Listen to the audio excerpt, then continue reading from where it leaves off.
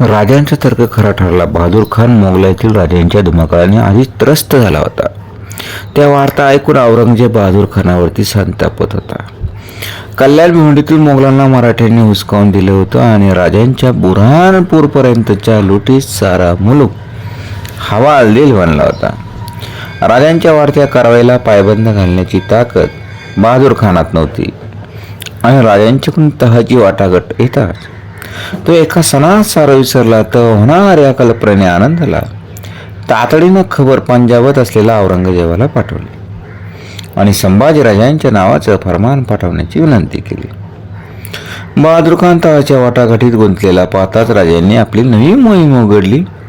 संभाजीराजांना रायगडावर ठेवून राजे फोंड्याच्या लढाईला निघाले. राजा राजापूरच्या रोखात निघालं होतं. राजांना फौजा येऊन मिळत होत्या. राजा राजापूरला आलं. त्यांनी आपली 40 गलबतं इंगुर्ल्याकडे रवाना केली आणि या 40 गलबतातून फोंड्याच्या स्वारीत भाग घेण्यासाठी शेकडो मजूर राजांनी इंगुर्ल्याकडे पाठवले. खुद्द राजा जयसिंगाच्या वेळी फोंडा काबीज करण्यात फसलं होतं आणि आनाजींचा लढा देखील अयशस्वी ठरला होता. या खेपेला राजांना फोंडा हवा होता आणि त्यात अपयश नको होतं. त्यासाठी राजांनी 15,000 ओढदळ 14,000 पायदळ घेतलं होतं. राजापूर कुडाळकळीत फोंड्याला आलं. 2,000 घोडेसह 5,000 स्वाऱ्यांचा फोंड्याला वेढा घातला. भर उन्हाळ्याचा दिवस होतं. गर्द राईने झाकलेला मुलूक असून दिवस रात्र अंगातून घामाच्या धारा वाहत होत्या. तशा उन्हाळ्याच्या दिवसात फोंडा किल्ल्याचा वेढा जारी राखला होता. दररोज मराठी फौजा किल्ल्याला भिडत होत्या. महम्मद इखलस खान हा फोंड्याचा आदिलशाही किल्लेदार होता. 4 महिने पुरेल इतकी रसद असताही तो निष्ठेने राजांच्या विरुद्ध लढत होता आणि महम्मद खानावर राजांचा खास राग होता. शिवाजी राजांच्या हद्दीतल्या मुसरा गावात एका श्रीमंत व्यापाऱ्याला महम्मद खानाने पकडून नेलं होतं. फोंडा काबीज केल्याखेरीज मागं जायचं नाही असा राजांनी निर्धार केला होता.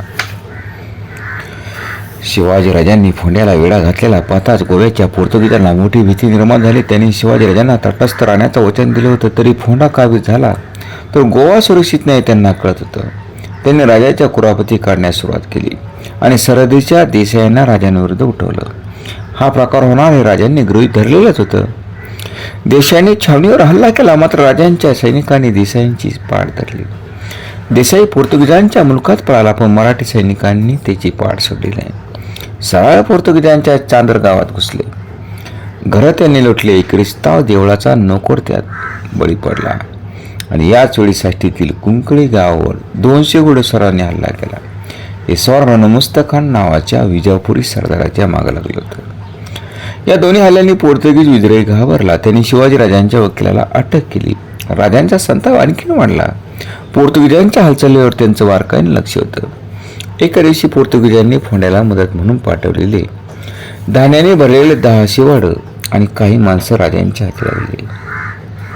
राजाने त्याबद्दल विजरीला जाब विचारला, पण हे प्रकरण अंगास येणार हे पाहून पोर्तुगीजांनी कानावर हात ठेवलं आणि मग राजांनी 10 शिवाडं जप्त केली. पोर्तुगीजांचा बंदोबस्त झाला होता. राजा रात्रीशी फोंड्याचा वेढा पाहत होते. मराठी दररोज हल्ले करीत होते, पण निकराने ते परतवले जात होते. जखमींची संख्या वाढत होती. मराठी फौजेने किल्ल्यापासून 10-12 हातांवर दरड उभी केली. त्याच्या आश्रयाने किल्ल्यावर सतत हल्ला जारी ठेवला होता. तटावर दिसणारा माणूस अचूक टिपला जात होता. 4 वेळा तटाला सुरुंग लावण्याचे प्रयत्न झाले, पण तटाला भगदड पडलं नाही. रात्री राजे छावणीतून फिरत होते. जखमींची विचारपूस करून राज आपल्या पालीकडे येत असता मशालीच्या उजेडात येणाऱ्या आनाजींच्याकडे त्यांचं लक्ष गेलं. आनाजींच्या मागे इब्राहिम खान उभा होता. दोघांनी मुजरे केलं. आनाजी काय खबर? खबर चांगली नाही. आनाजी म्हणलं, फोंडाच्या मदतीसाठी बहलोल खान येतोय अशी बातमी आली. मग राजा विचारात पडलं आणि क्षणभरात म्हणालं, त्याची भीती बाळगू नका. आदिलशाही वजिरीवर खवासखान नाही, त्या जागेसाठी खवासखानाची आणि बहलोलची चुरस आहे. बहलोल असा यायचा नाही. तुम्ही बहलोलकडे आपली माणसं रवाना करा. लाचेवर तो तृप्त होईल. या खडीत झाडं तोडून फोंड्याचे सारा वाटा बंद करा. चौक्या पहारे जारी ठेवा. इब्राहिम खान राजाने विचारलं, इब्राहिम सुरुंगाचं काय झालं? कोशिश करता हुजूर. कोशिश नको, आम्हाला आमचं निशाण फोंड्यावर चढलेलं पाहायचं आहे.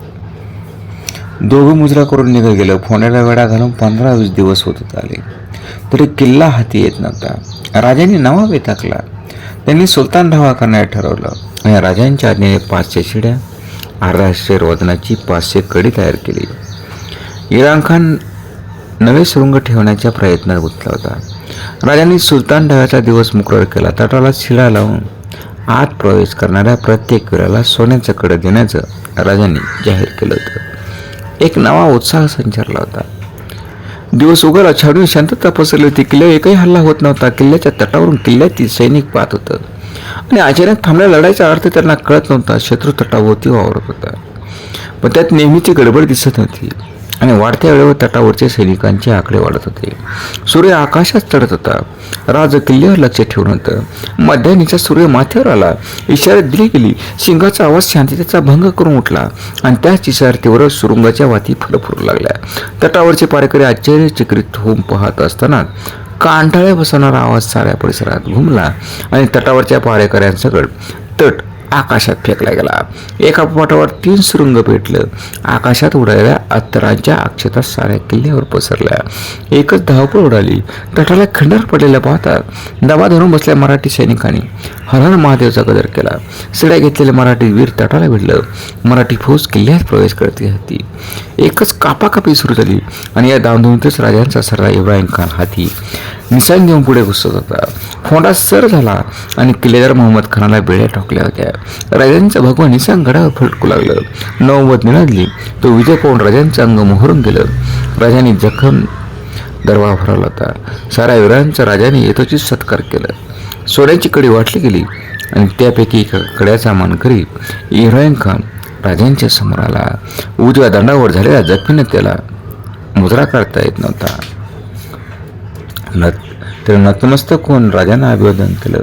राजा हर्षभरीत होऊन इब्राहिम खानाजवळ आले.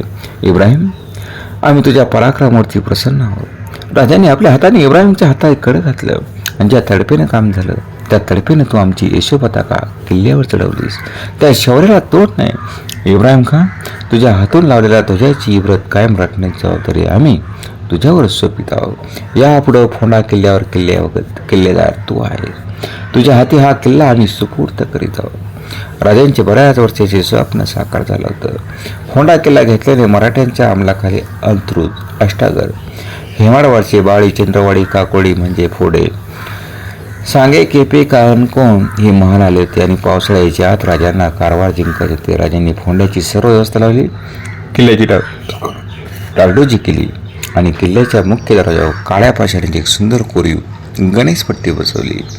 त्र्यंबक पंडिताला फोंड्याची सुभेदारी सांगून राजा आपल्या फौजेनिशी कारवारकडे वळला आणि फोंडा स्वराज्यात दाखल झाला.